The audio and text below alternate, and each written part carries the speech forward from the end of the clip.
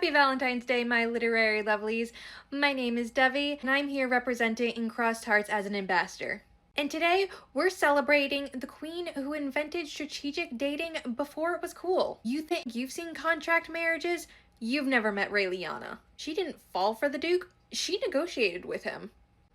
And honestly, that's one of the most romantic power moves I've ever seen. Why Raeliana Ended Up at the Duke's Mansion is a romance shoujo manhwa featuring Eunha Park, who thought she was getting another chance at life when she was reincarnated into her favorite novel. The only problem is she reincarnated as Raeliana McMillan, a minor character who's destined to be poisoned by her fiancé.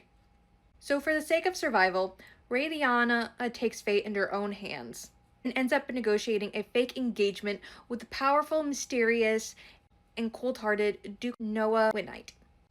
Will she truly be able to escape her original fate and rewrite her own reality? You asked, we saw. Now let's deep dive into a Q&A session with the author of Why Raeliana Ended Up at the Duke's Mansion.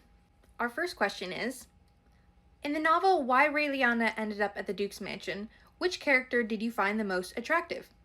And the author answered, Cedric.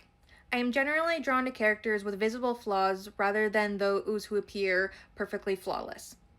Our second question is, what is the secret to portraying Noah as both charismatic and dangerous? The author answered, I place the character in situations that allow different facets of their personality to surface, then carefully consider how they might react under varying circumstances. Approaching characterization this way has helped me create figures who feel layered, unpredictable, and more compelling. Our third question is, the work blends romance with a strong survival element, creating constant tension. How did this structure develop during your writing process? The author answered, the story began with a core or premise centered on survival. Once the characters were placed in a situation where they had to survive, their decisions and emotions naturally became more intense. From there, romance emerged naturally from that tension. Over time, the narrative took shape as I built a structure that pushes both survival and emotional arcs forward simultaneously. Our fourth and final question is, were there any scenes you found especially enjoyable or particularly difficult to write?